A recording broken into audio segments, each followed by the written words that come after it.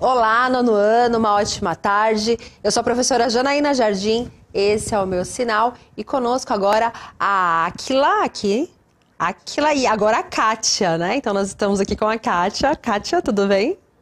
E na sequência, a Áquila. Então, olha só, essa aula vai ser feita por mim, pela Kátia, pela Áquila, por todos vocês, professores e alunos do nono ano. Na tela para vocês, então, o nome da nossa aula, né? Nosso tema de hoje, descolonização da África. E olha só, aproveitando, vamos fazer aqui a leitura da habilidade, porque a habilidade, ela já marca para nós a ação, né? A habilidade, ela tem um verbo aqui que indica qual que é a ação da aula, que é descrever e avaliar os processos de descolonização. Então, aqui é o nosso objeto do conhecimento, é descolonização. Nosso recorte hoje é África e Ásia, identificando o papel dos principais movimentos nacionalistas nas lutas pela independência. Olha só.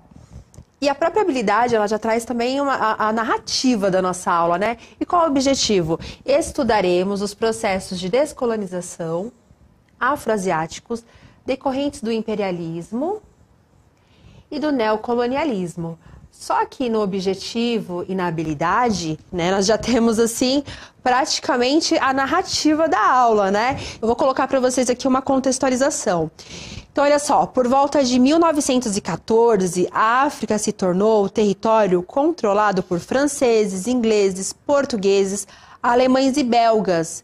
Nesses territórios foram instaladas empresas, principalmente mineradoras. Então, olha só, tem essa base ideológica, né, dizendo que o homem branco estava indo levar civilização para a África, mas, na verdade, eles estavam lá explorando, né, eles colocaram ali nesses territórios empresas, principalmente mineradoras, que extraíam recursos minerais que deveriam ser manufaturados e transformados nos diversos produtos que, ao circularem nos mercados, fortaleciam a industrialização da Europa e a concorrência comercial, sempre pensando na Europa. O que acontece, nono ano? A gente precisa entender que muitos países, né, embora houve aí a descolonização, muitos países que se tornaram independentes da Europa, eles se tornaram independentes muito no campo da política, né? Muito no campo político. Mas ainda existia a dependência econômica. Então, aquela relação meio que colonial, sabe? Onde aquele país africano, ele cede materiais da matéria-prima, né? Matéria-prima, minérios, alimentos para a Europa, e a Europa transforma em manufaturados e revende. Essa relação ainda existia. Então, nós temos países que foram descolonizados na África, né, devido também a pressões ali dos próprios movimentos nacionais africanos, mas muito deles ainda ficaram dependentes, né, dessa relação aí colonialista, principalmente econômica. Não houve uma liberdade econômica. Quando o texto ele fala desse fortalecimento industrial e concorrência comercial, ele está se referindo ali à Europa, aos países europeus, dos Estados Unidos e à África, mesmo aqueles países que conseguem, né, que se libertam, se tornam independentes, eles se tornam independentes politicamente, mas continuam dependentes economicamente. E aí, eu trouxe um mapa mental, dá uma olhadinha na tela. Olha só, vamos pensar aqui no contexto. A gente está no contexto pós-Segunda Guerra Mundial, certo? Declínio da Europa. O que vai acontecer? Olha só, nono ano. A Europa, a maior parte das batalhas, elas foram, né, da Segunda Guerra Mundial, elas foram lutadas dentro do território europeu, né? Dentro do território europeu. Então, a gente pode dizer assim, né? Houve vencedores? Houve vencedores, mas a Europa, ela encontra-se num declínio, né? Houve muita devastação ali no território europeu. Isso é uma vantagem para os Estados Unidos, porque a maior parte das guerras não foram, essas guerras, principalmente a Segunda Guerra Mundial, ela não foi travada em território, dentro do território norte-americano, mas ela foi travada ali no território dos países europeus. Então a Europa, ela sai enfraquecida, e aí tem uma questão assim também, né, que a França, ela luta ali pela sua independência. A França, ela luta contra uma Alemanha nazista, né, ultranacionalista, Alemanha e Inglaterra, né, contra essa Alemanha, mas ela tem colônias baseadas no racismo. Então, olha só, eles lutam contra, mas eles têm as colônias baseadas em questões racistas. Nesse contexto aí do pós-Segunda Guerra, a gente tem a criação da ONU com princípios de autodeterminação dos povos, que significa assim, ó, que a partir de agora os países eles têm que ter, eles têm que ser independentes para resolver os seus problemas econômicos e políticos, sem nenhuma participação de outros países, sem países, potências interferindo nos assuntos desses outros países, certo? Isso é o princípio de autodeterminação dos povos. E aí nós temos a Guerra Fria, né? Pós-Segunda Guerra Mundial, entramos aqui no período da Guerra Fria. Guerra Fria, duas potências, Estados Unidos e União Soviética. Gente, isso interfere também no processo de descolonização pelo seguinte: Estados Unidos, nós sabemos já que Estados Unidos e União Soviética, eles não vão se enfrentar ali, né, no campo da força, eles não chegam às vias de fato. Mas para provar a sua superioridade, tanto a União Soviética quanto os Estados Unidos, eles começam a intervir em problemas sociopolíticos, geopolíticos de outros países. Então, os Estados Unidos e a União Soviética, eles começam a mostrar forças, né? Eles começam a mostrar força um para o outro em outros territórios. E aí, neste caso, eles vão promover, inclusive, ali em países da África que estão nesse processo, né, de descolonização, que os movimentos nacionalistas estão lutando pela independência. Na Guerra Fria, os Estados Unidos e a União Soviética, eles vão promover golpes de Estado, eles vão promover algumas revoltas, eles vão promovendo, mas isso para quê? Para provar a sua superioridade frente ali a esse momento da história que nós estamos nos referindo aqui, que é a Guerra Fria. Então percebam, a Guerra Fria ela também interfere nesse processo de descolonização da África, certo? Aí voltando lá, olha lá, Conferência de Bandung, 1955, que já vem, na verdade, por conta até da própria criação da ONU, né? A Conferência de Bandung. Eu já mostro para vocês a Conferência de Bandung. Nós temos a cooperação afroasiática, né? Então, assim, da mesma maneira que a França, ela lutou ali pela sua independência, ela ganha, né? Na Segunda Guerra Mundial, ela luta contra a Alemanha nazista, né? Ela luta ali contra a Alemanha nazista, contra esse princípio de que existe uma raça superior. Mas, em contrapartida, a própria França e a Inglaterra têm também suas colônias lá na África baseadas no racismo e nesse princípio também de que algumas raças são superiores a outras. Então, percebam, né? A cooperação afroasiática ela é diferente, né? Os povos que estavam ali, tanto da África quanto da Ásia, que estavam nesse processo de serem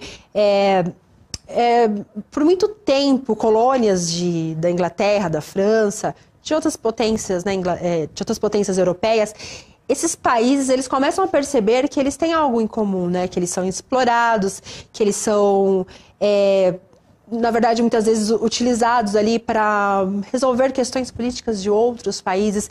Eles se percebem enquanto países explorados, então eles se juntam numa cooperação afroasiática, mas para se defenderem, né, das potências que estão ali. No caso, eu vou citar aqui a França, né, no caso da África, alguns países ali da África, por exemplo, que eram colônia da França. Então, perceba, a França lutou lá contra a Alemanha nazista, só que estava fazendo praticamente a mesma coisa ali, né? Se a gente for pensar assim, em linhas gerais, também estava utilizando uma base ideológica racista para justificar seu projeto imperialista dentro da África, certo? E esses povos da África vão percebendo, olha, nós também estamos dentro deste processo onde nós somos explorados. Eles percebendo, eles se juntam nessa cooperação afroasiática.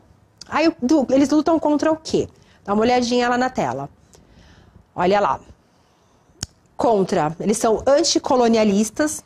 Inclusive, Nelson Mandela é um famoso anticolonialista. O que é ser anticolonialista, né? Eles são contra a colonização, eles são contra países, potências estrangeiras dominando ali nas suas terras, né? Eles são contra isso.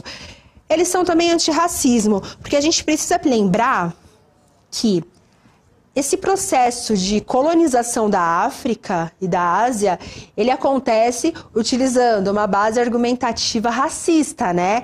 Lembram-se que nós falamos muito dos discursos civilizatórios do século XIX, onde nós temos o darwinismo social, a missão do homem branco, o fardo do homem branco de levar ali para a África conhecimento e levar a religião. Só que, na verdade, o pano de fundo sempre é a questão de exploração daquelas terras, é a questão imperialista europeia e a questão colonialista também.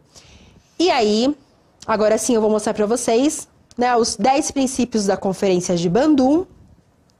A maior parte dos países que participaram da conferência, eles eram países da Ásia, está bem? Mas também participando aí dessa conferência afroasiática, a África também está sendo representada. Então, eu vou ler apenas alguns tópicos. Então, a gente tem aqui, primeiro tópico, respeito aos direitos fundamentais de acordo com a Carta da ONU. A Conferência de Bandung, ela vem ali, ela vem junto com a ONU, né? Ela é uma resposta à ONU. Respeito à soberania, à integridade territorial de todas as nações. Então, eles já estão pensando aqui numa prática anticolonialista. Reconhecimento da igualdade de todas as raças e nações, seja grandes ou pequenas. Olha aí, mais uma vez, um movimento antirracista aqui, né?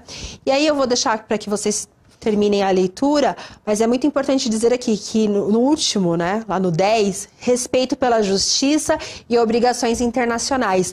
Uma questão muito importante aqui na Conferência de Bandung, que essa cooperação afroasiática pede, é que os países da Ásia e da África não tenham mais que se alinhar a nenhuma superpotência. Eles não querem mais se alinhar, por exemplo, na Guerra Fria, escolher um lado, né, Estados Unidos ou na União Soviética. Eles querem ser independentes, alguns conseguem, embora permaneçam ali dependentes economicamente, né?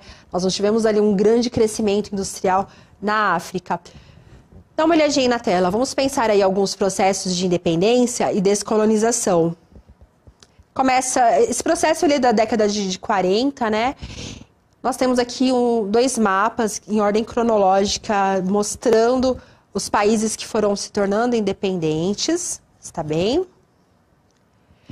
Vamos falar de alguns aqui rapidamente. Citar a Argélia. A Argélia nós temos a Frente Nacional de Libertação, que foi um partido nacionalista. Na verdade, é a fusão de pequenos partidos que tinham o objetivo de se tornar independente da França. Esse é o grande papel dessa Frente Nacional de Libertação.